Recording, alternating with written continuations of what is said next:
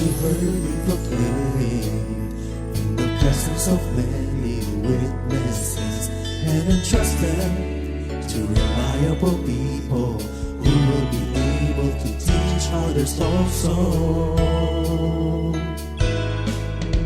Take the teachings you heard me proclaim in the presence of many witnesses, and entrust them to reliable people to teach others also.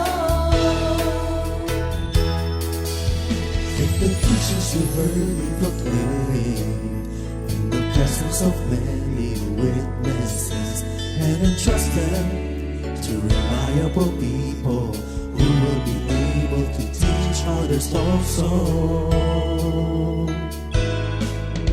Take the teachings you heard me proclaim in the presence of many witnesses, and entrust them to reliable people who will be able to teach others also. 2 Timothy 2:2. Hallelujah, 2 Timothy 2:2. Praise the Lord. 2 Timothy 2:2. You and me, let us proclaim the gospel. 2 Timothy 2:2. Hallelujah. 2 Timothy 2:2. Praise the Lord. 2 Timothy 2:2. You and me, Let us proclaim the gospel of Jesus Christ. Take the teachings you heard me proclaim in the presence of many witnesses, and entrust them to reliable people who will be able to teach others also. take the teachings you heard me proclaim in the presence of many witnesses, and entrust them to reliable people who will be able to teach others also. 2 Timothy 2:2. Hallelujah, 2 Timothy 2:2. Praise the Lord. 2 Timothy 2:2. You and me, let us proclaim the gospel.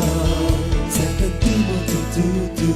Hallelujah. 2 Timothy 2:2. Praise the Lord. 2 Timothy 2:2.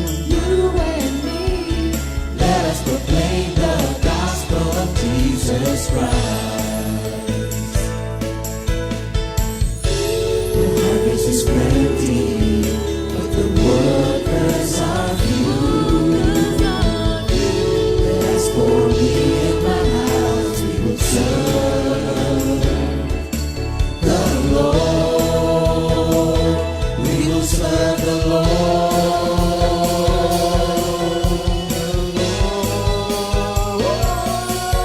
2 Timothy 2:2. Hallelujah. 2 Timothy 2:2. Praise the Lord. 2 Timothy 2:2. You and me, let us proclaim the gospel. 2 Timothy 2:2. Hallelujah. Timothy 2:2. Praise the Lord. 2 Timothy 2:2. You and me, Let us proclaim the gospel of Jesus Christ. 2 Timothy 2:2. Hallelujah. 2 Timothy 2:2. Praise the Lord. 2 Timothy 2:2. You and me, let us proclaim the gospel. 2 Timothy 2:2. Hallelujah. 2 Timothy 2:2. Praise the Lord. 2 Timothy 2:2. You and me, let us proclaim, live every day, delighting the Lord for His goodness. Let us proclaim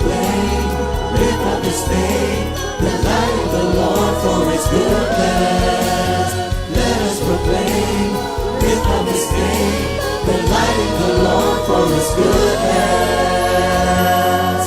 and His love.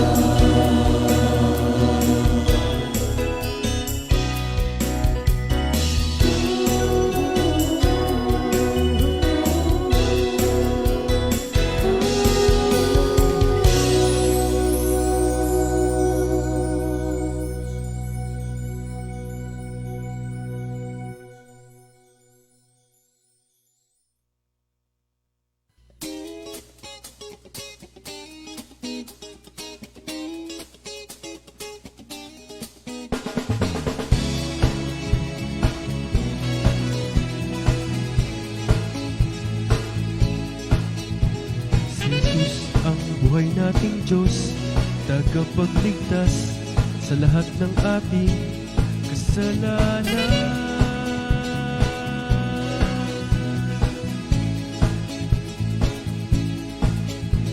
Ginawang tao at ipinako sa krus upang tubusin sa lahat ng ating pagkukulang.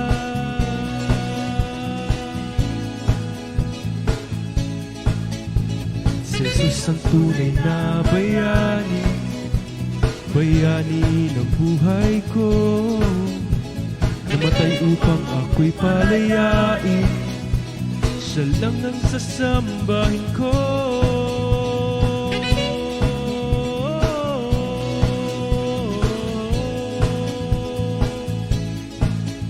Buhay ka, O Jesus, magpakailanman ang lahat ng tao ay pupurihin ka. Si Jesus ang buhay naming Diyos, ang Diyos ng langit at lupa. Maghahari ngayon, bukas at magpakailanman. Buhay ka, O Jesus, magpakailanman ang lahat ng tao ay pupurihin ka. Si Jesus, wala pang kaparis, kamatayan man, sa kanya'y buhay din. Inubad niya ang kanyang pagka-Diyos, makamtan lang natin kaharian ng langit. Si Jesus ang tunay na bayani, bayani ng buhay ko. Mamatay upang ako'y palayain, siya lang ang sasambahin ko.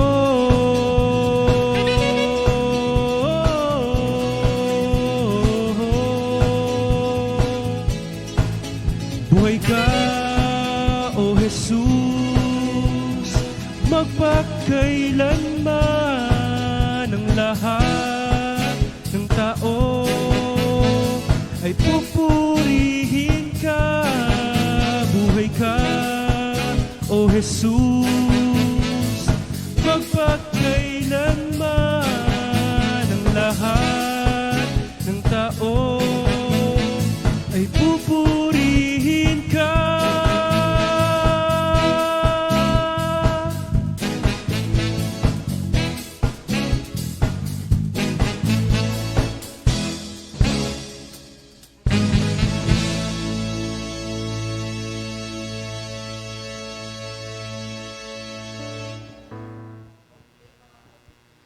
Good morning, Jesus!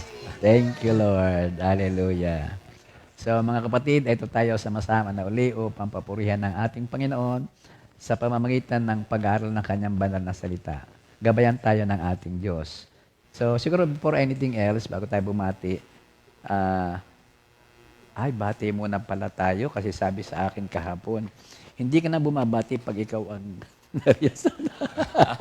Okay po, so but mga before kapatid, anything else, yung ating memory verse for the week, ito yung sa 1 Thessalonians 5:19, do not quench the spirit. Do not quench the spirit. At ang sa Tagalog, ang sabi dito ay, huwag niyong hadlangan ang Espiritu Santo. Amen. Thank you, Amen. Lord. Sige nga, Minister. So, tayo po ay magpipray muna. Sige, mag-pray muna. Ay, kasama ko po ngayon si Minister Andy. Bago Siya tayo po po. ang naka-assign sa Batangas ngayon at glory to God, umuunlad, dumadami, quantity and quality.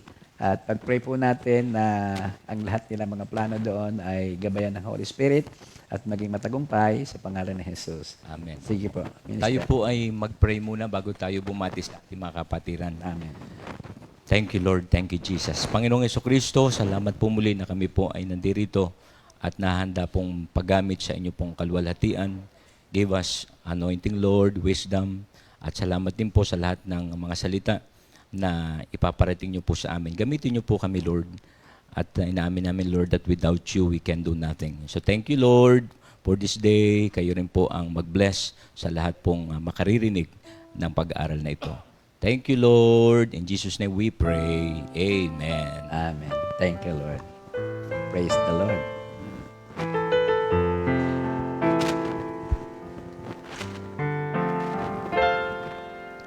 Di ko na pwede malimutan ang pag-ibig na iyong inilaan. Magbuhat sa krus nang ikaw ay lumisan. Tunay na pag-ibig ang iyong iniwan. Jesus, ikaw lamang ang tanging Diyos. Nasa kasalanan ko'y tumubos. Ikaw ang nagbigay sa akin ng pag-asa.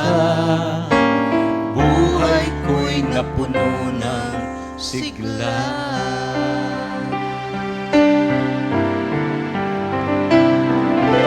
Jesus, kailangan kita. Wala na akong mahihiling pa. Pag-ibig mo'y aking nadarama. Kahit sa gitna ng problema.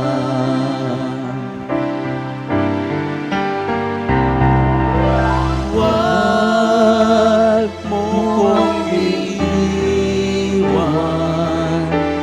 huwag pababayaan, yan ang samo ko. Oh, Jesus. Jesus, kailangan kita. Sing with us, brothers and sisters. Jesus, kailangan kita. Wala na akong mahihiling pa. Pag-ibig mo'y aking nadarama. Pupurihin, sasambahin kita. Pupurihin, sasambahin kita.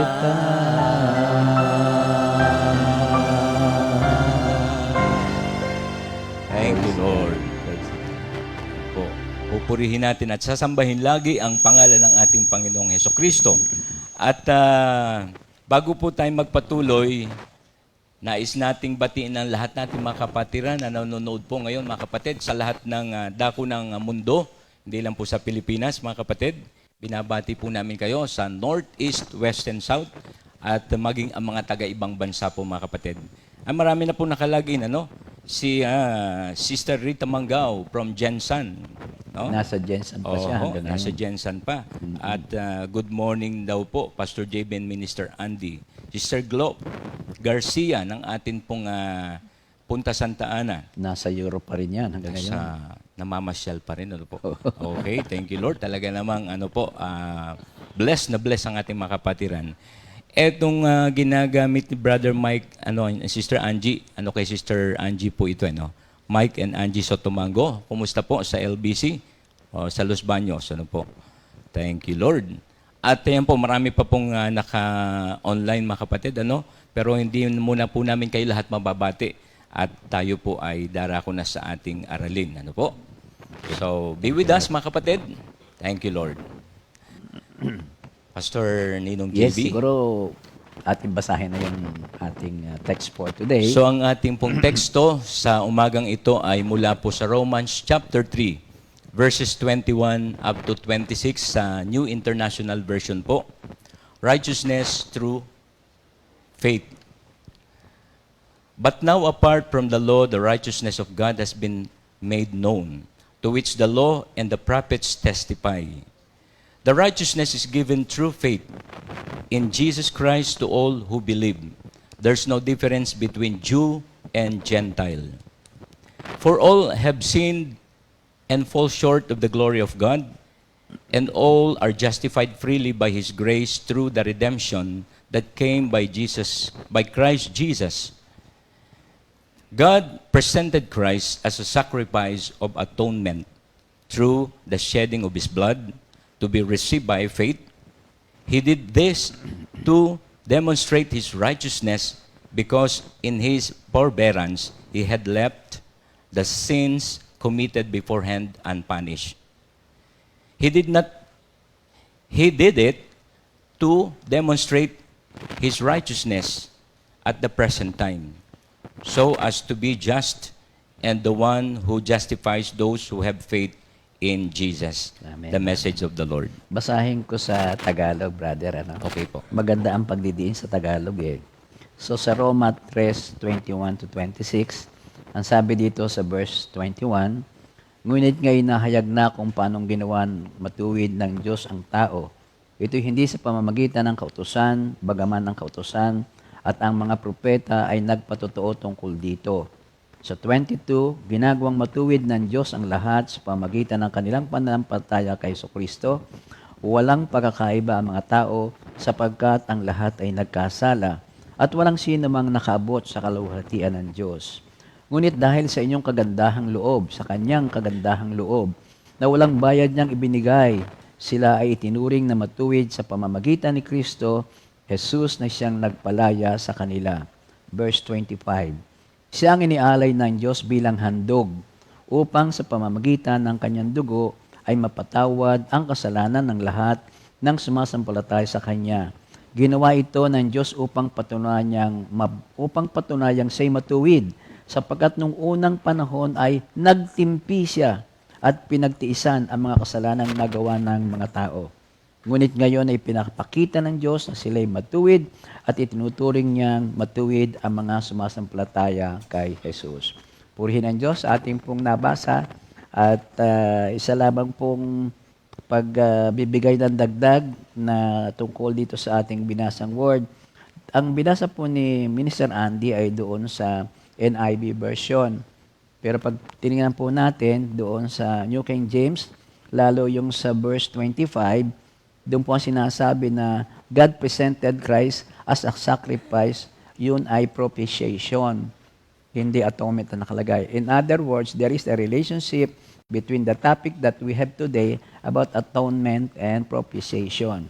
So again, doon naman sa Tagalog, idinidiin na ang Diyos ay nagtiis, tayo ay kinalinga, hinintay, subalit nang wala nang magawa, ibinigay na ang kanyang anak upang ang kapatawaran ay ating matanggap at ang ating kalayaan sa kasalanan. Well, una sa lahat, ito po nga kami mga kapatid, kung inyo pang mapapansin ay parang biglang nagbago ng tema para pong binabalikan yung sani na pag-aralan na natin yung nagdaang Holy Week. Pero as led by the Holy Spirit, not quenching the Holy Spirit, ito na po binigay sa amin ni Minister Andy. Well, personally, kung mapapansin po ninyo, ano ba masasabi ko? Glory to God ha. May maging kalugod-lugod ang mga susunod kong sasabihin. Para po ako yung yung ba minister na babaeng nakita yung nawawalang coin? Natatanda mo ba yun? Ano po yung excitement niya? Yung excitement, the parable of the lost coin. Opo. Nung makita, iniuwi sa bahay at ikinwento sa lahat ng mga kasalubong at parang naghanda pa So, ang yan naman pong abal lingkod, tuwing makakakita ng ibang katuklasan sa katotohanan sa Bible, hindi ko po mapigilan na hindi ilagay sa preaching at normally naman ay medyo humahaba nga ng kaunti because yun po ang aking kagalakan. Praise the Lord. So, yun po ang una. Parang isa pang nakita ko sa atin dito sa church natin, tayo po iniimbita na lagi na lamang na para ang nakikita natin ay yung tip of the icebergs lang. So yung paghuhukay, pagdidiin katulad ngayon, ating puhukayin, ano ba yung nangyari nga doon? Ano ba yung salvation? Saan ba nagsimula yan? So tip of the iceberg, ang laki pa ng nasa ilalim. Naalala ko tuloy doon sa yung mga skyscrapers sa New York. Yan po ay, ang tataas, 10 palapag, 90 palapag, at they are trying to overtake. At diba, pinakamataas nga yung building, nasa yata yan, sa Khalifa, nasa Middle East na siya, no? And forthcoming is the one coming from China.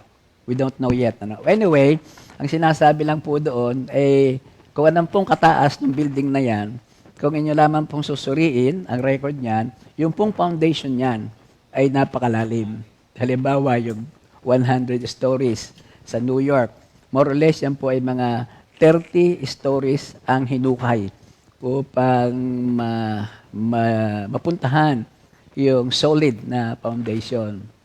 Ano pa ba pwede kong share sa inyo? So we are going to the integral part. Yung ba mga particular kung bakit nabuo itong mga topic na ito para sa engineering po, sa math. Sa math, meron tinatawag na calculus.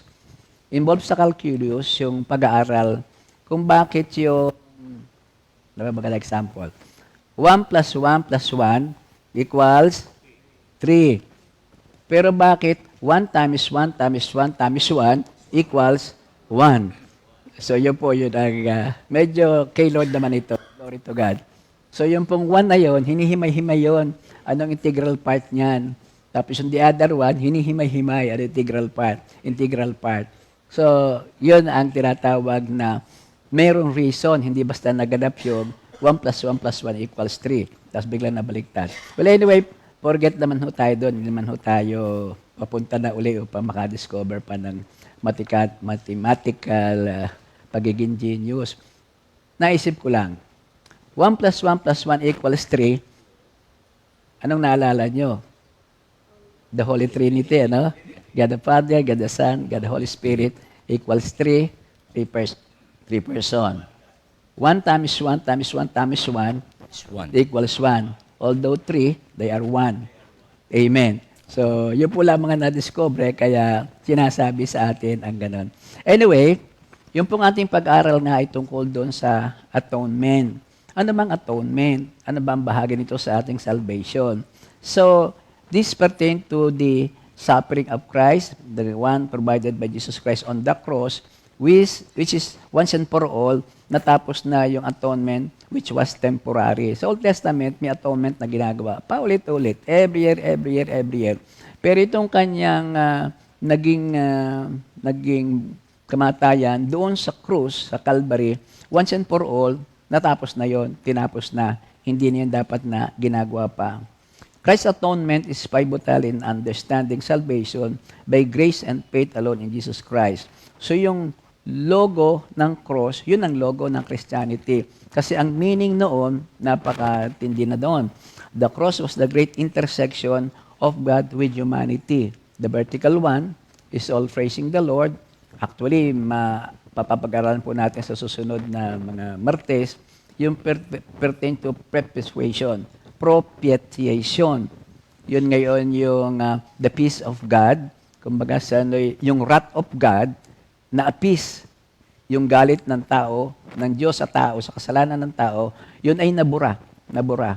At na-replace yun ng satisfaction, ng gladness. This is through Jesus Christ, through the cross. Yun namang horizontal, ito naman ang east to west, the relationship between man. Ito yung tinatawag din na, ito yung pag-aalis ng conviction, ng guilt feeling ng mga tao. At the same time, inalis talaga yung kasalanan. So yun po ang mga susunod pa nating pag-aaral. One of the great provision of the cross is this atonement nga. At ang sabi nga dito, yung literal meaning ng atonement refers to the forgiving or pardoning of sin in general and original sin in particular through the suffering, death, and resurrection of our Lord Jesus Christ. So sa araw pong ito, yung pong atonement of Christ will be discussed. Apat na bahagi, 5. Una, ano bang meaning ng atonement? Pagkatapos, bakit may pangangailangan ba? Pati yung historical background para po makita natin ang relasyon doon sa pinagmumulan at sa kasalukuyan. At pagkatapos, yun namang fulfillment of atonement at pagkatapos yung application. So, without further ado, akin pong tatawagin ang ating Minister Andy para po doon sa unang bahagi. Yun ang definition, illustration, and perhaps yung historical background ng ating pag-aaral. Minister Andy. Thank you po, Pastor Ninong JB. Dito po tayo muna sa sa meaning ng atonement. Ang atonement po is reparation for an offense or injury. Or yung pong the word satisfaction. Alam nyo, pag tinagalog natin, napakaganda po no? Ang pagbabayad para sa isang pagkakasala o pinsala. At saka po kasiyahan, di ba? Kasi pag nagkaroon ng pagbabayad sala, by the way, sa Tagalog po yung atonement is pagbabayad sala. No? So kapag sinabing tayo po ay binayaran ng Diyos sa ating mga kasalanan, yun yung naganap nasa doon sa crucifixion, ay naroon na po ang kasiyahan natin, doon yung satisfaction na, Lord, thank you po. Ako po ay ligtas na, inililigtas at ililigtas pa. Ako po ngayon ay malinis na, wala na kasalanan. Ano po? So yan po yung isang meaning ng salitang atonement. Ano ang ibig sabihin ng pagbabayad sala sa Biblia? Tulad ng ginamit sa mga banal na kasulatan, upang magbayad ay upang magdusa ng parusa para sa mga kasalanan. Sa gayon, pag-aalis ng mga epekto ng kasalanan mula sa nagsisisi na makasalanan at pinapahintulutan siya na makipagkasundo sa Diyos. Mahalaga po ito mga kapatid. So dito, pag ito pong atonement o yung pagbabayad sala ay ginamit sa mga banal na kasulatan upang magbayad upang magdusa ng parusa para sa mga kasalanan. At yun po'y ginampanan ng ating Panginoong Jesucristo. Sa gayon, pag-alis ng mga epekto ng kasalanan mula sa nagsisisi. So mahalagang magkaroon po ng true repentance bago natin makamtan po yung kapatawaran na mula sa ating Panginoon. At pinahintulutan siya na makipagkasundo sa Diyos. So mahalaga po na tayo ay magkaroon ng reconciliation, ma-reconcile tayo with God and with one another, of course. But how can we reconcile other people to God without reconciling to God mismo? So kaya nga, kailangan po tayo mismo reconciled with God para maging tayo, makapagdala rin ng hatid din ng reconciliation sa lahat ng tao na ating pong mararating, mga kapatid. Ang tanging may kakayahang isakatuparan ang pagbabayad sala para sa lahat ng sangkatauhan ay walang iba kundi si Lord Jesus Christ. So yan po mga kapatid, ginampan na niya po ito. So yan po ang isang napakagandang meaning ng pagbabayad sala or ng atonement. In Hebrew word po, ito po ay kapar, K-A-P-H-A-R. In the Old Testament Bible is translated into English as atonement, and it means to cover. So ngayon po mamaya makikita natin yung pong historical background kung ano pong naganap dito sa atonement or yung Day of Atonement. Sumunod po, atonement involved the sacrifice of an innocent animal, and by the shed blood of that animal, God would see the sins of the persons who offered the sacrifice covered, mga kapatid. So yan po makikita natin na yung pong nung una kasing panahon, ang ino-offer talaga ay mga hayop na pinapatay. Doon po sa Old Testament kasi, mga kapatid, pag tinignan po natin yung Leviticus 16, tingnan nyo po ito sa talatang 3 hanggang 11. Makapapasok lamang siya roon pagkatapos niyang magdala ng batang toro bilang handog para sa kasalanan at isang lalaking tupa bilang handog na susunugin. Siya ay maliligo pagkatapos magsusuot ng sagradong kasuotan, linong mahabang panloob na kasuotan, linong salwal, linong pamigkis at linong torbante. Bibigyan siya ng mga Israelita ng 2 lalaking kambing na ihahandog para sa kasalanan at isang lalaking tupa bilang handog na susunugin. Ihahandog niya ang toro para sa kasalanan niya at ng kanyang sambahayan. Si Aaron po ito, mga kapatid, yung high priest nung sa Old Testament. Pagkatapos, dadalhin niya ang 2 kambing sa harapan ni Yahweh sa may pintuan ng toldang tipanan. Sa pamamagitan ng palabunutan, malalaman kung alin sa dalawa ang para kay Yahweh at alin ang para kay Azazel. At ang para kay Yahweh ay papatayin at iaalay tulad ng karaniwang handog para sa kasalanan. Ngunit ang para kay Azazel ay buhay na ihahandog sa akin bilang pantubos sa kasalanan. Sa pakakawalan, sa ilang para kay Azazel, ang batang toro ay papatayin ni Aaron at ihahandog para sa kasalanan niya at sa kanyang pamilya. So makita niyo po yung pong old practice po ng yung Day of Atonement, mga kapatid. Ang ino-offer po nila ay yung mga hayop. Pag nag-uusap nga tayo, Pastor Nong, di po ba sabi natin, pagka ba mas malaki ang kasalanan, mas malaki rin? Kasi toro Toro yung i-offer. Pwede rin. Napakabigat kasi ng position ng priest na yon. Kaya there will be no assumption for him and his household, his family. Kaya yung toro ang inilagay dyan. Yes po. Doon naman sa mga kasalanan ng sambayanan, di yung Tupa, ram. tupa, ram, Saka po at saka kambing na Ayun 2, po. bata. Opo. But take note of this, all of these animals, ito inalagaan for 1 year nung Opo. mag-aalay. Yes po. Para makasigurado na ito walang blemish. Kaya si Lord nga nagalit doon sa temple, di ba? Doon sa portiko ng temple. Kasi part ng mga binebenta roon ay itong mga pang-alay na to. Para man very, very commercial at ang magiging resulta niyo, you don't know kung ano ba ang kwento ng mga hayop na ito. Ito ba'y 1-year-old? Ito ba'y sanggaling? Baka ito ay ninakaw din lamang. So nawala yung essence ng holiness, sanctity of the offering. Yun siguro yun. Kasi ay walang kapintasan, ano po? Dapat walang kapintasan. Ang tawag po kasi doon, mga kapatid, ay sa Day of Atonement ay Yom Kippur. No? Yom Kippur. Yom Kippur. Yom Okay. Kippur. The high priest performed an elaborate ceremony consisting of 4 sacrificial animals, yung binasa ko po kanina sa Leviticus 16. He offered a ram as a burnt offering, bullock as a sin offering for the high priest and the household, and 2 goats together as a sin offering. Okay, so yun po ang historical background, mga kapatid, nung pong sa Old Testament.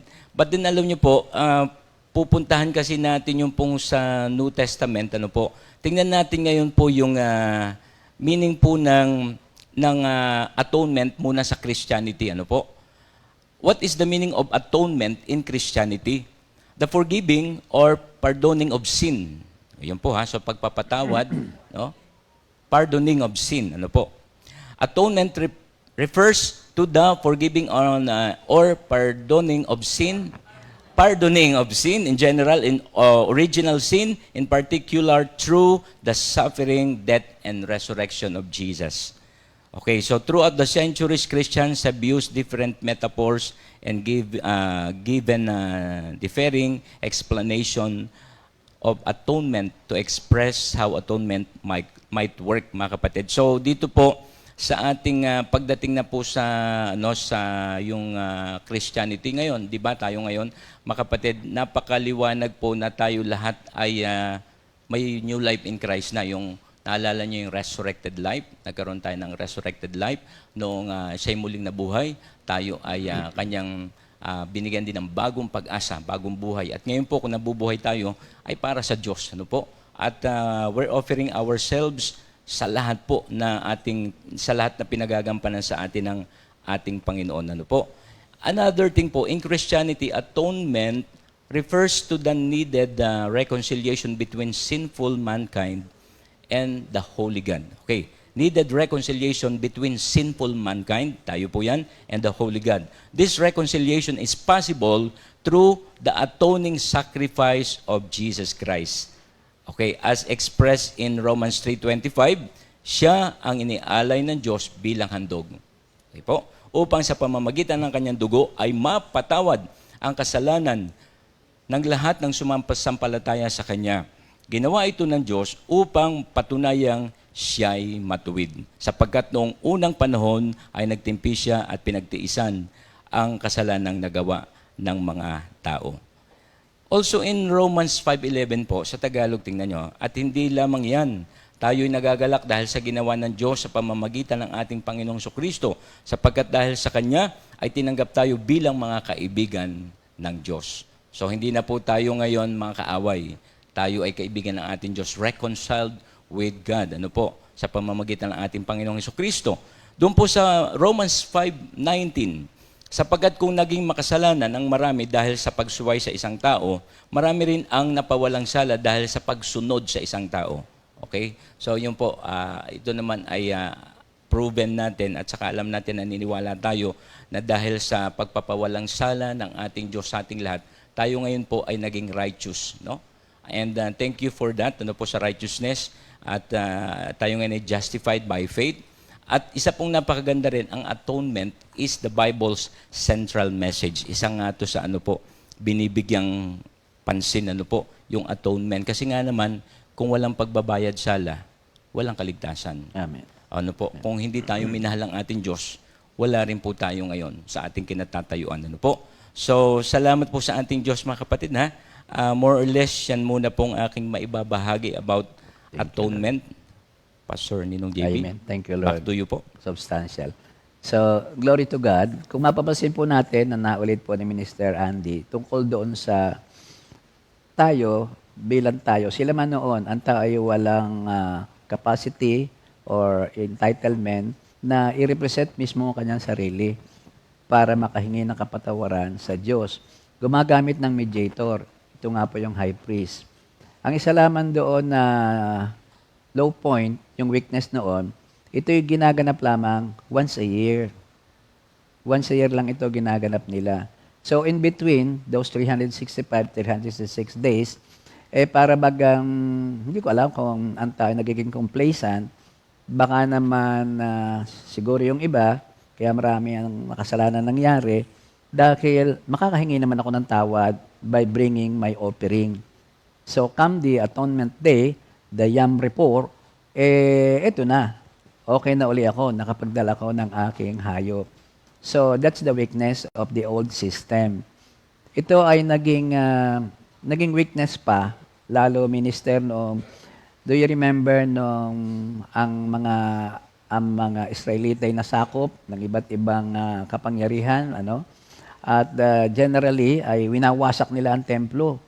And one of the worst scenario ay nung sila ay ma-deport.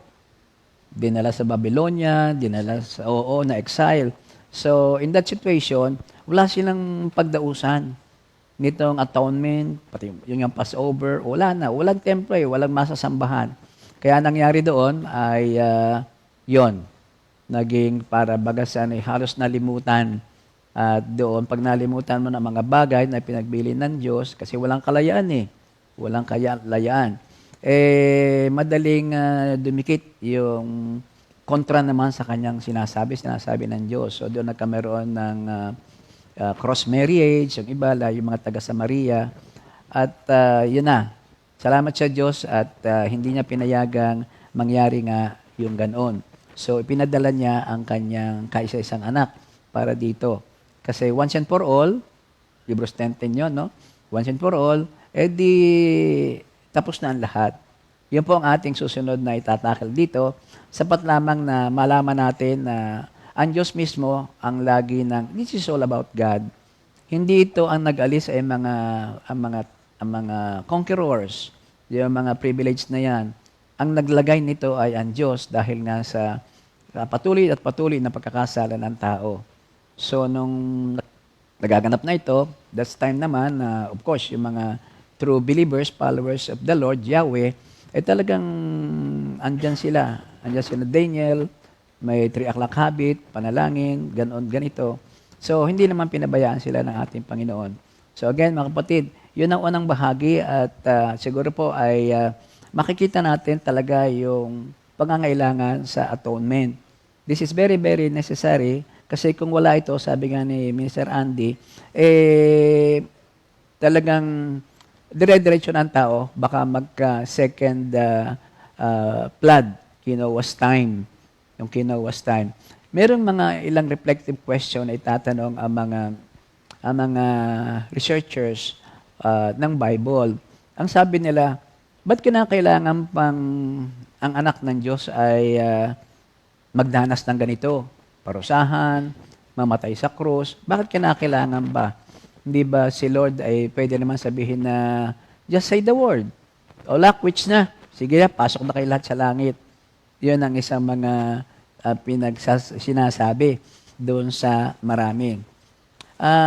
Napakahalaga nitong atonement na ito, this doctrine, because it was only necessary because though God had many ways, He could have accomplished redemption from all eternity. He chose to do so by the cross and was an agreement with His Son and with the Holy Spirit to reconcile the world by way of an atoning death. There is an agreement. The Lord will not send the Son to whole world para sila ay iligtas. This is a complete plan by the Father. So, when you send a emissary, ang kumpleto ang programa dyan. So, in other words, itong atonement na ito is not only to obey the law or ang tinatawag na legally, but it was necessary, ang tawag sa Latin, sa legal terms ay de facto, because an agreement had been reached. A covenant had been made between the Father and the Son, and once that covenant was made, it had to be carried out. Hindi pwedeng mabali yung programa na yon. Talagang alam ng Diyos ito, alam din ito ni Jesus. So, merong sinulat yung isa sa mga fathers of the church, ang tawag sa kanya, si Anselm, doon sa tawag ay, Why God Man?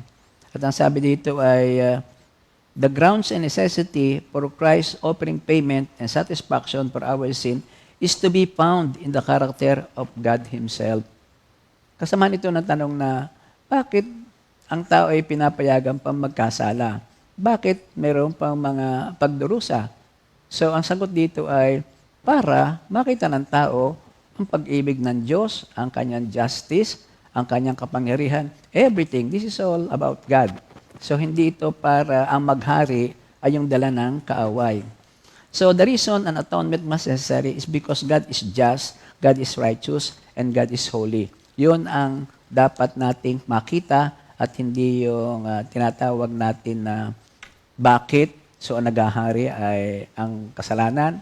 Sabi ni Lord kay Satanas, sige, puntahan mo si Job. Huwag mo lang papatayin.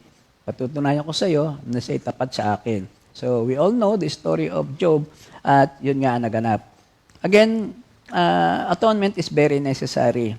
Mula pa doon sa Genesis 2:17, kay Adan, ang sabi niya ay ganito sa Tagalog, maliban sa bungang ng punong kahoy na nagbibigay ng kaalaman tungkol sa mabuti at masama, huwag mong kakainin ang bungang iyon, sapagkat sa araw na iyon, ay kainin mo yan ay mamamatay ka.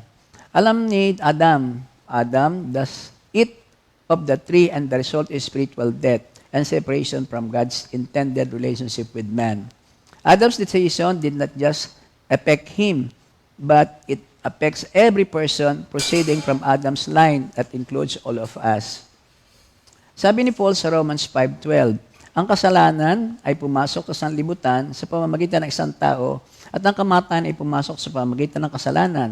Dahil dito lumaganap ang kamatayan sa lahat ng tao sapagkat ang lahat ay nagkasala. Can you remember kung anong ginawa ng Diyos tungkol doon sa sitwasyon na yon? Dahil sa nabuksan ng isip ng Adam and Eve, nang ginawa nila, naramdaman nilang sila'y hubad. So, anong ginawa nila?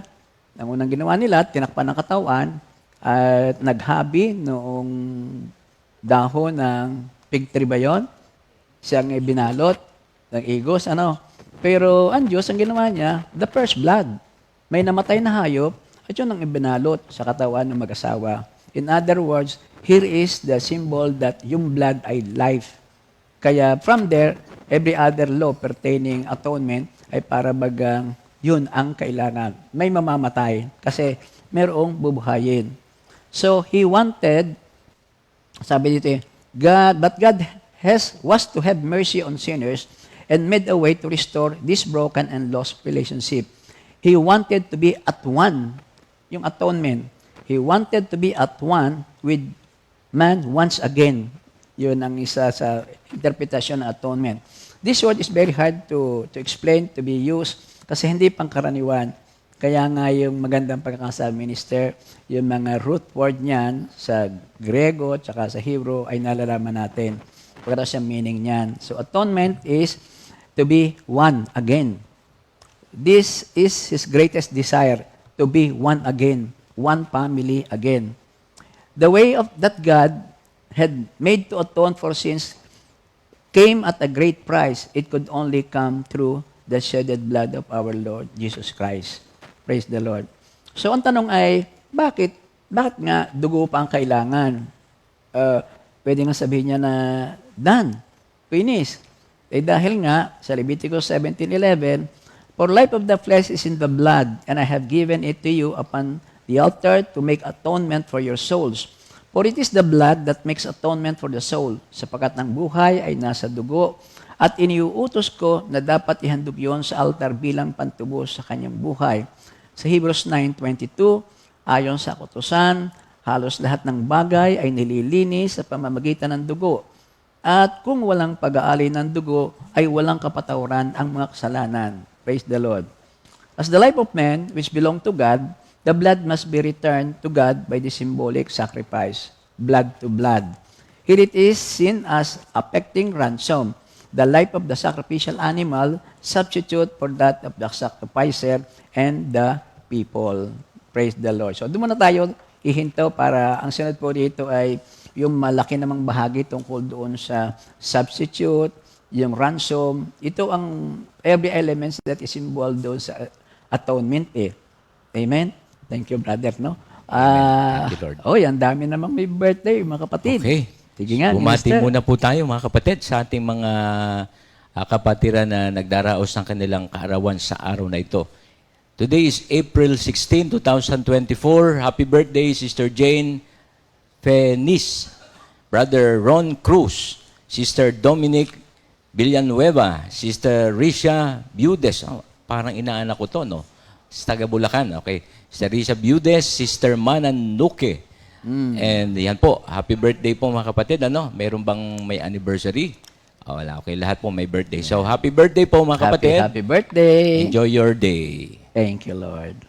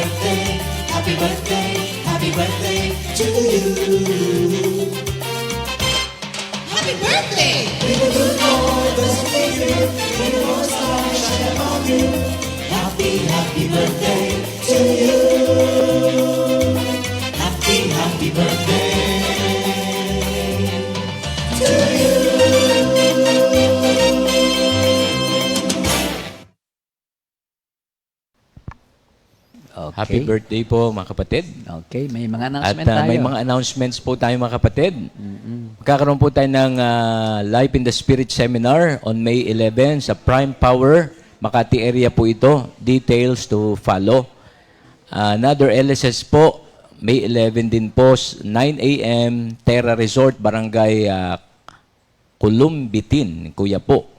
Okay. Together with Tarla, Kuya po, Paniki, Kapas, and Bulacan. Opo. These LSS dates are open to all members who are already attending our prayer meetings and fellowships. Minister, atin lang i-emphasize yun, ano? Yung mga earlier announcement, yung pong ating LSS sa Kuya po ay May 18 sana. Nagkameron lamang po ito ng conflict, hindi naman sinasadya. So glory to God, ang available na ngayon ay May 11, kaya ito po ang ating na-confirm na para hindi na maibigay sa iba. So, Pastor Oying, Sister Remy, ito ang bagong schedule. Schedule So po. magsasabay po ang Kuya po at saka po ang Prime Powers, Makati, at Hatuin na Anyayahan. Ako yung natutuwa, Minister, kagrupa, ay, sa Lipakaano. Sa Lipakaano.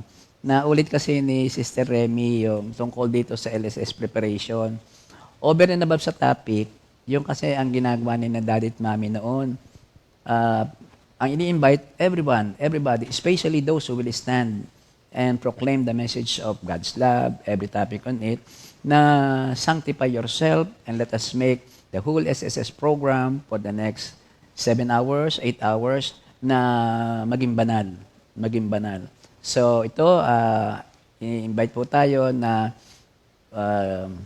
willingly, gladly, kung inyong tatanggapin, magkakaroon po ng maganda ay fasting for the last 5 days, 6 days, ano.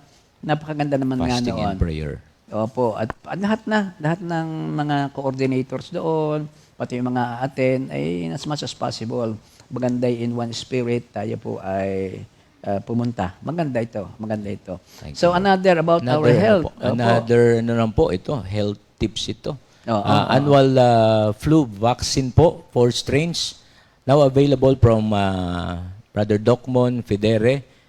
Ang 1-2 per person po on April 27, 2024 po yun, ano, at Compi Paranaque, 1 p.m. Deadline of confirmation is on April 25. For reservations, you can message us or yung pong mga worker assigned, mga kapatid.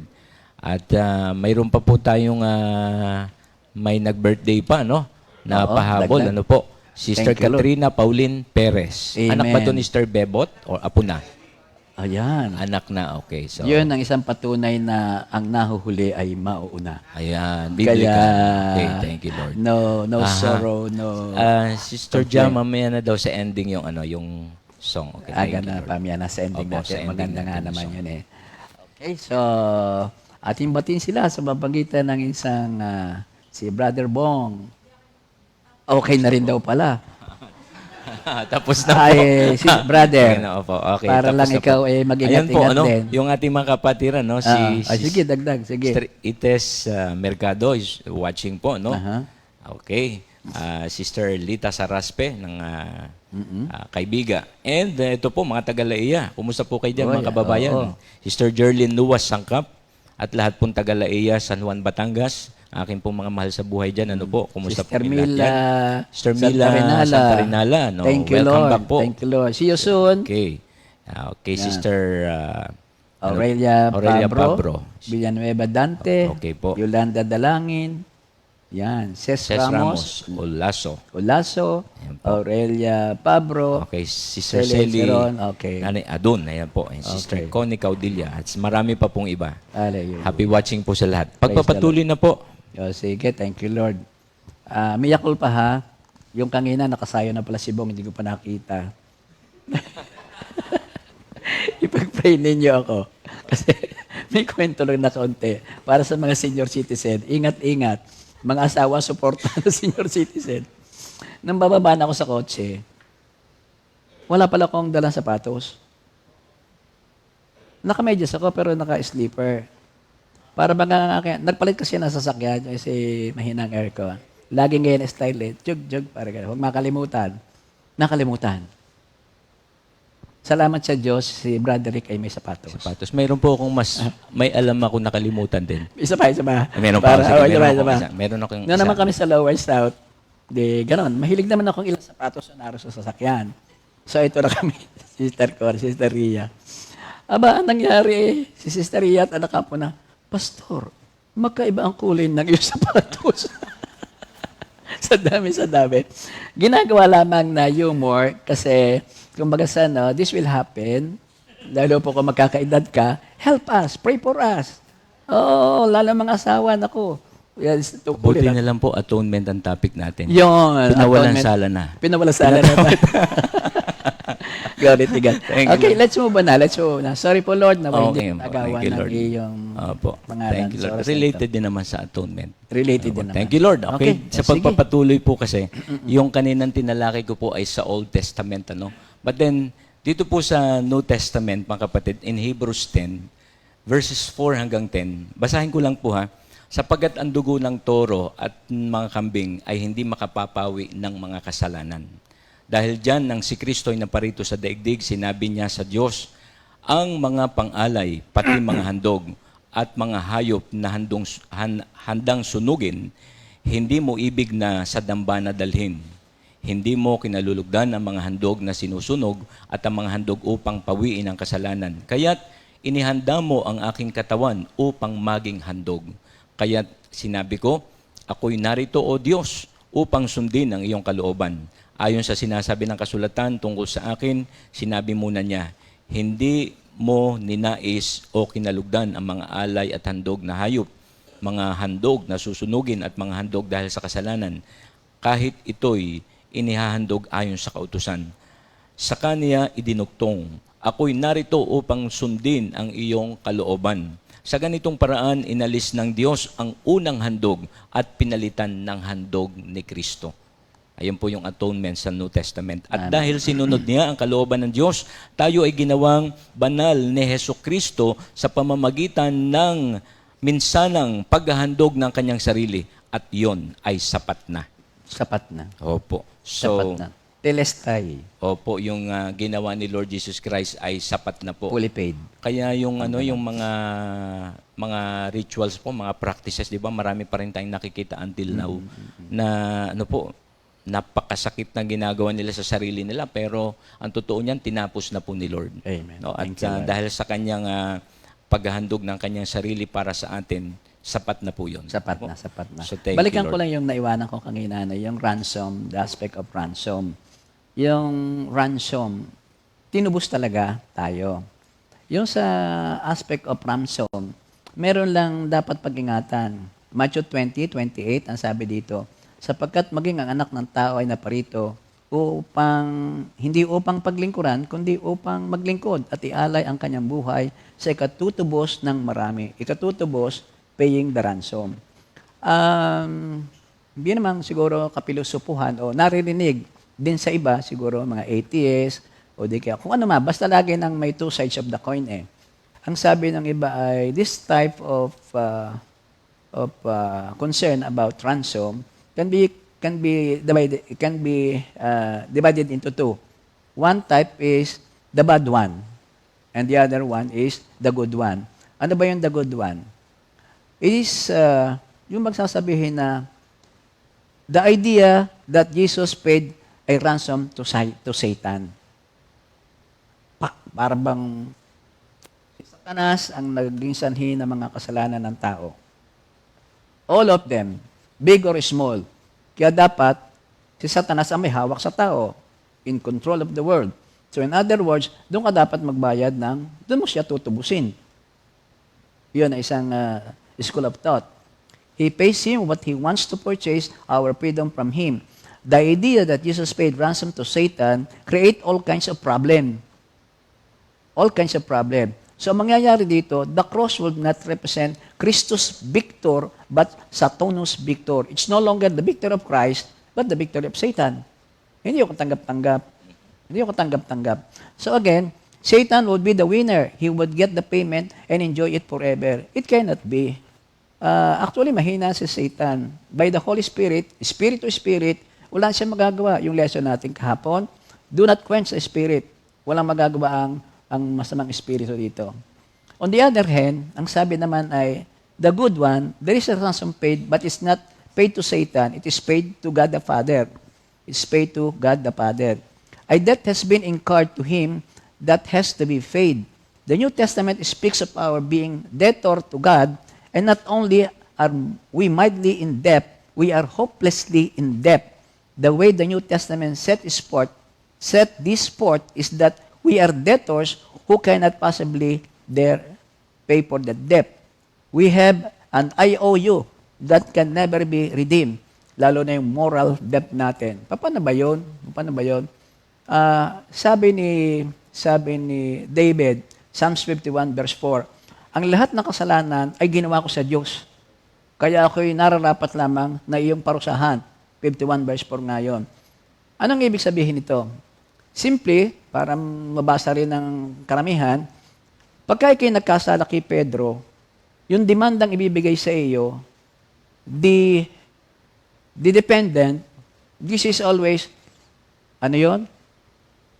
Kay Pedro versus the Republic of the Philippines. Ang kasalanan ng tao sa bawat isa, ito ay kasalanan sa taong yon, pero sakop din yan ang kasalanan natin doon sa estado. Kasi nag-violate ka ng rules of the law, rules of the state. Kaya ganoon din tayo. Lahat ng kasalanan ginawa kay Lord. Kaya ang pagkakautang ay na kay Lord. Kaya nararapat lamang ang pagbabayad ay sa Diyos. Dapat pagbabayad ay sa Diyos. At yun nga ang nagawa. As the text indicate, the Son of God was forsaken, completely forsaken. Paul uses the metaphor in Galatians 3:13 that he was cursed by God. He became a curse to fulfill the law of the Lord of the Old Testament because all who break the law of God, all who sin, are exposed to the curse of God's wrath. Paano ba yun? Total ang punishment kay Jesus Christ. Kasi yung kasalanan ng tao ay talagang walang maisip na anong kaparusahan sa dumi. Crimson red, dark. So ang kaparusahan binigay sa kanya, itinodo. Up to the point na, ano ba yun? Naranasan niya ang impyerno habang siya nakapako. Not after his death. Yung bang panalangin niya, siya nanaog sa mga impyerno. Even before that, sabi ng isang mangangaral na tinignan natin, sina R.C. Sproul at saka po sina Ed DeBank, pati po si Charles Spurgeon, may sinasabi din ganito. Ang sinasabi kasi ay ganito, nung sabihin niya, my God, why have you forsaken me? That's hell. Ang impyerno ay yung kung wala doon ang Diyos. Ang langit, full of the presence of God. Kaya sabi niya, to the full, ang punishment ay binigay sa kanya. So yun ang isa sa pinaka-masakit. Kaya nga sabi, itong katawang ito, tinubos na sa atin, eh ating pag-ingatan naman, this is not our own. Sa 1 Corinthians 6:19-20, do you not know, ito'y templo ng Holy Spirit, ito'y binayaran sa napakalaking halaga. This is paid not only in terms of gold and silver, pero mismong si Kristo ang kanyang dugo. Dugo symbolizes life. May isang kausap ako na hindi naman namimilo sa pwede masayahin din. Over lang ang makasayahin kaysa sa akin. Pastor, no kayo nagpa-blood chem, yung ba't dugo doon sa kinuha ng nurse ay sapat na upang tumubos sa kasalanan ng tao? At sa akin, hindi kasi involved dyan yung death. Kailangan yan you must give your blood, you must give your life. Hindi po pwede na tama na yung kapiraso na lamang. O tapos na, ang hirap ng aking anak, tapos na ang drama, akyat na sa langit at parurusahan ko na mga yan. So it's not that. Dapat ito ay hindi ganon. Kaya lagi nating ina-emphasize, ang higit nating pag-ingatan, yung ating mga mahal sa buhay, na end of time, end of life, ay hindi nila, narinig nila, pero hindi tinanggap, hindi pinamuhay, walang kinatukutan, yun ang nakakatakot. Sapagkat sa dulo ng panahon, talaga ang tanongan dito ay, bakit kita papapasukin? Minister, kung kami tatanungin ni Lord, hindi San Pedro, ba't ka narito? Ano isasagot mo? Ako po ngayon. Oo, halimbawa, nasarap na tayo ni Jesus Christ. Oh, Binuksan na ang kalangitan. Book of Life. Oho. Andy Magadya, ba't ka narito? Dahil po, sumunod sa kalooban niya. Amen. Amen. Lahat ng sagot tama. Kasi it is finished, naganap na. Ninervyos ka lamang. On the first place na kayo nasa harap ni Kristo, kabilang ka na sa Naligtas. RSVP ka na. Hindi ka naman makakalapit doon, hindi ka doon. Amen, very lang, rhetorical question. Ibig sabihin, hindi naman nangailangan doon ng sagot. Automatic na tayo kay Lord na yon. Ang sinasabi lang dito ay, hindi tayo pwedeng humarap sa Diyos na ang ipinagmamalaki natin ay yung nagawa natin sa mundong ito na hindi naman sa kalooban ng Diyos, gano'n naman kalaki. Kung hindi sa kalooban ng Diyos, hindi kalugod-lugod sa Kanya. Remember yung kasalanan, mga dalawang makasalanan sa Calvary? Opo. Yung kasama ng pinako. Kung kasama pinako, yung ligtas, Hindi nga umatin ng fellowship nung linggo. Hindi na umatin ng fellowship nung linggo. Ibig sabihin, it's not an invitation naman na wag na kayong umatin, wag na kayong magbasa ng Bible, bantayan na lang ninyo yung last 3 seconds nyo, doon na kayo humingi ng tawad. It's not that. It's not that. Ang ibig sabihin lang nito ay, God is love, this forgiveness is there. On the first place, hindi mo na mamamalayan yung last 3 seconds mo Bagamat ang sabi naman ni Lord ay 7 times 7 times 7, patatawarin yan. Ba't ba ako napunta roon? Kasi nga, kinakailangan mga kapatid na pagtibayan natin itong mga pinuhunan sa atin ng ating Diyos. Yung atonement na yon, it's not a matter of defining, it's not a matter of defining kung ano yon, but it's a matter of, again, ating namnamin yung ginawa ni Kristo para sa atin. Amen. Ang isang good news doon, yung kanyang ginawa na yun ay it satisfies the Father. The sacrifice that satisfied. Actually, this is another topic, yung propitiation.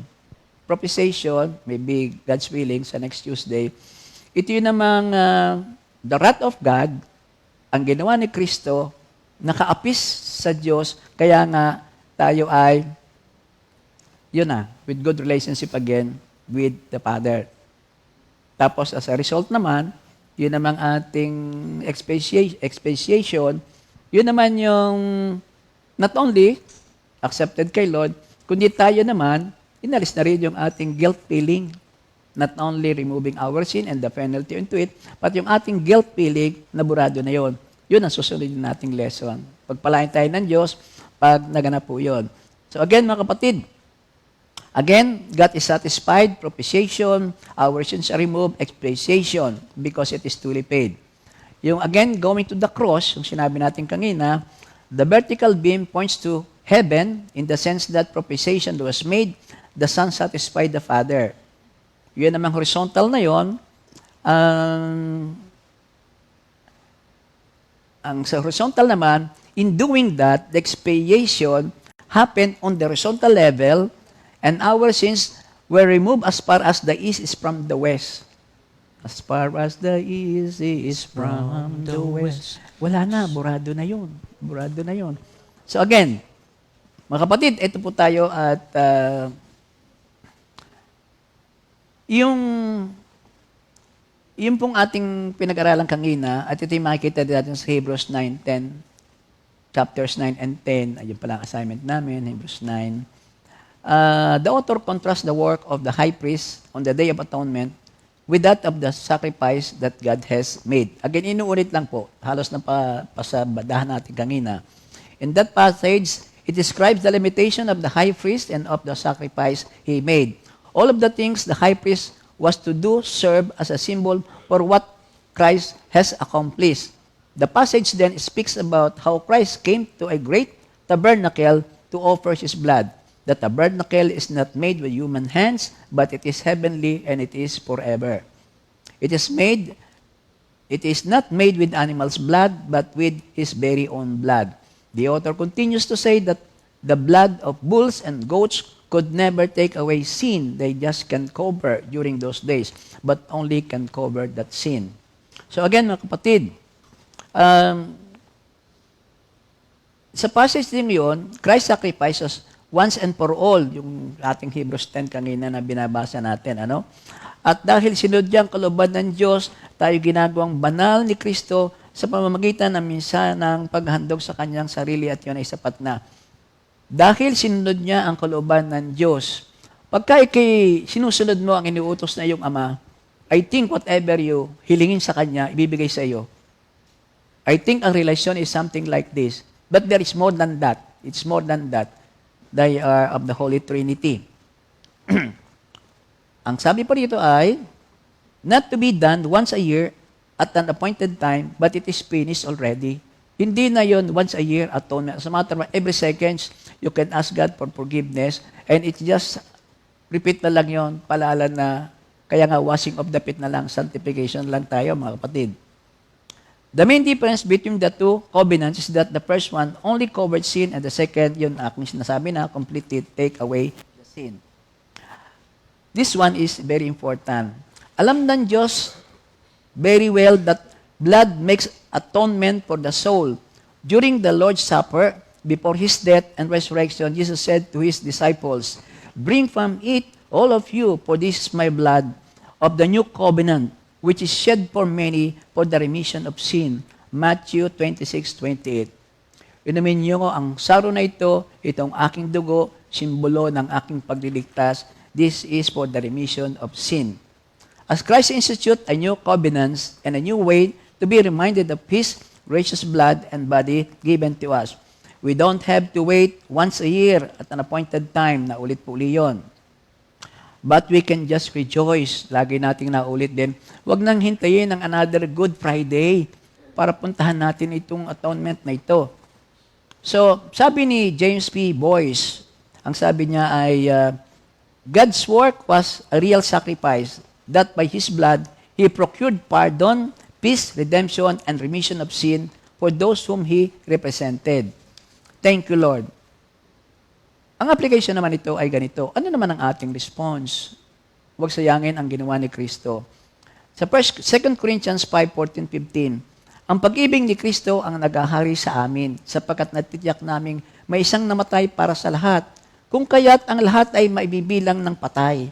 Namatay siya para sa lahat upang ang mga nabubuhay ngayon ay huwag nang mabuhay para sa sarili, kundi para kay Kristo na mamuhay at muling nabuhay para sa kanila. Nang isa namang tumanggap kay Kristo, nakipag-ugnay kay Kristo, isa ng bagong lilang. Sa bago na wala na ang dati.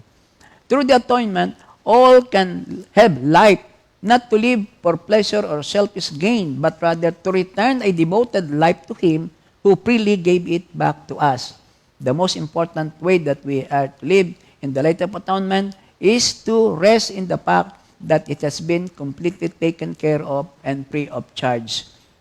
Wala tayong dapat na sabihin, mayroon akong idinagdag. Sabi palagi ni Pastor Fred, Jesus and nothing more. Hindi Jesus plus. Si Spurgeon mismo, may sinabi rin siya, that atonement of Christ is completely accomplished, that for me to do anything but rest in the fact would be an insult to our great God. Sabi pa niya, salvation is at its meritorious cause is complete. We will not think of beginning it over again, for what could be an insult to the Savior. It is finished, saith the Lord, as He bowed His head and gave up to the Holy Spirit. And if it is finished, He will not dream of adding to it. It is finished. He is at the right hand of the Father. Thank you, Lord. So ating pong pagtatapos, praise the Lord, it is clear that there is a great power in the meaning of the word atonement.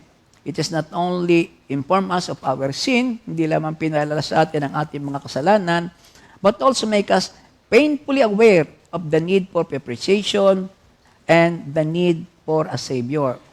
Through the history and the lives of the right people, one can see how God made a way to cover over the sins of the people. Through the life of Christ, one can see how the fulfillment of atonement has taken place once and for all. Tapos na po yan, kaya hindi natin dapat ulit-ulitin. Ang atin ay buhay na panibago na nagbibigay puri sa Diyos na tumubos po sa atin. Christ has paid it all and says to the Christian, "Come to me and find rest for your souls." And for our last verse, sa Matthew 11:28-29, lumapit kayo sa akin, kayong lahat na nahihirapan, at lubhang na bibigatan sa inyong pasanin, at kay bibigyan ko ng kapahingahan. Pasanin ninyo ang aking pamatok at matuto kayo sa akin sapagkat ako'y maamo at may bababang loob. Makakatagpo kayo sa akin ng kapahingahan sapagkat madaling dalhin ng aking pamatok at magaan ang pasaning ibinibigay ko sa inyo. Thank you, Lord, and peace be with you. Amen. Thank you, Lord. Hallelujah. Ayun po, mga kapatid. Okay. Patay Tapos man na ay po manalangin tayo. ng panghuli, pasasalamat. Lord, again, kami po ay nagpapasalamat sa iyong presensya, sa pagtuturo mo po sa amin. Salamat sa paulit-ulit na pag-aalala mo sa amin ng mga bagay na naganap sa iyo. Hindi upang kami ay i-condemn, kundi para lamang ipalala sa ikaw ay akin, kabilang na, ikay aking iniligtas, huwag mong pababayin sa sarili, ang banal na Espiritu ay nasa sa iyo, and I'll be with you, and I will not forsake you. Maraming salamat sa assurance na ito. Maraming salamat sa lahat-lahat na to God be the glory. In Jesus' name we pray. Amen. Okay, tayo po'y magtatapos sa New Song of the Week. Mananatili sa'yo, composed and arranged by Brother E.J. Inco and Sister Esa Nocum. Interpreted by Sister Esa Nocum and Sister Eunice Tama. Accompaniment by Brother E.J. Inco, Brother Inel, and Brother Aaron Nocum. God bless us all po. God bless Pakinggan us po all. natin.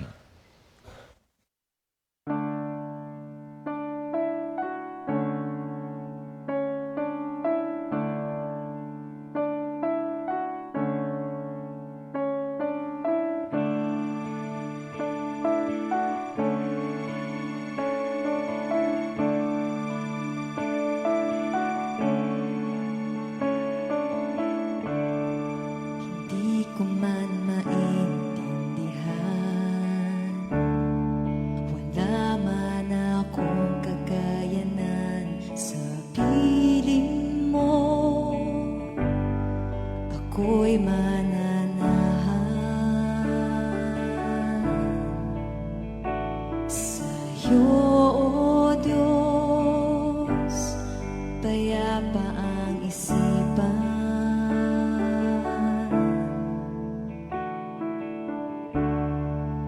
Ikaw ang aking kanlungan, ikaw ang kalakasan, mawala man ang lahat sa mundo.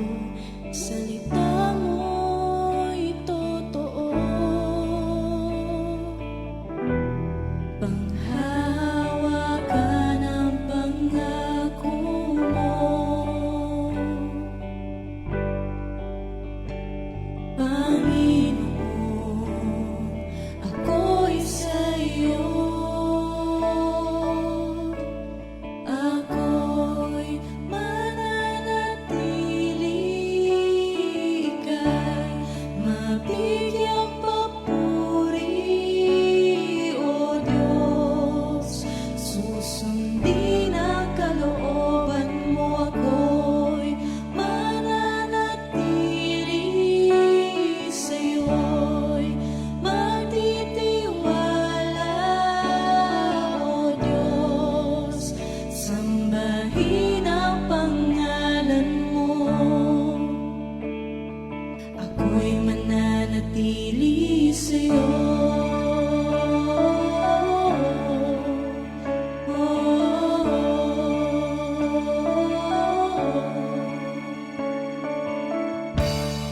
Ikaw ang aking kanlungan, ikaw ang kalakasan, mawala man ang lahat sa mundo.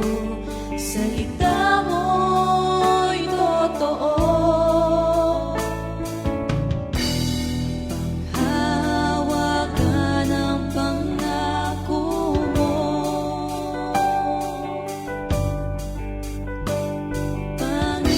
Panginoon, ako'y sa'yo. Ako'y mananatili, ika'y mabigyang papuri, O Diyos. Susundin ang kalooban mo, ako'y mananatili sa'yo'y magtitiwala, O Diyos.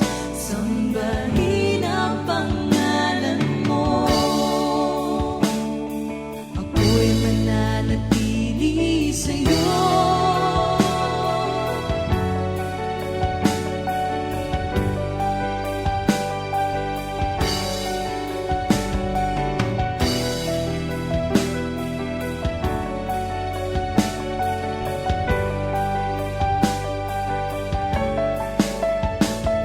Ang iyong salita'y puno ng pag-asa, sa iyong mga pangako ako'y umaasa, palaging sapat.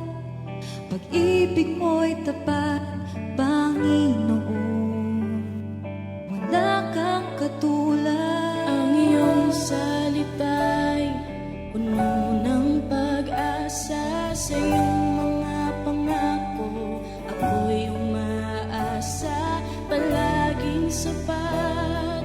Pag-ibig mo'y tapat, Panginoon.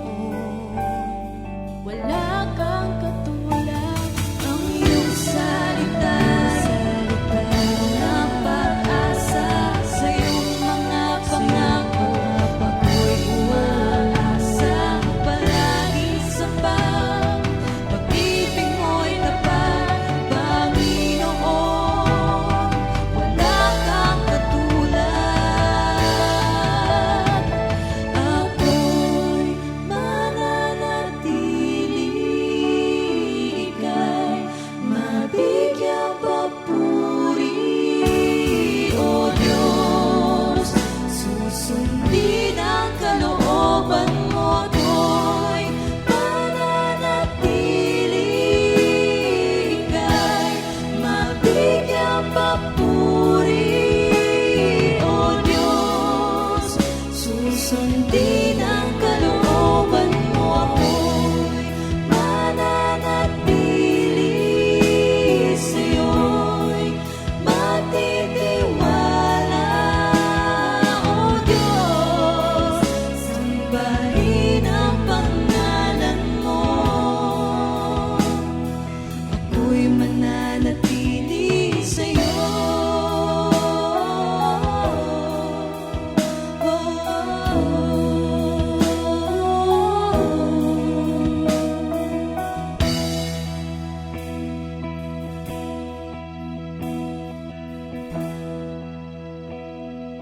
Ako'y mananatili sa'yo.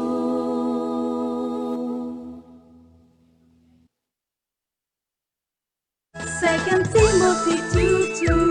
Hallelujah. Second Timothy 2:2. Praise the Lord. Second Timothy 2:2. You and me, let us proclaim the gospel. Second Timothy 2:2. Hallelujah.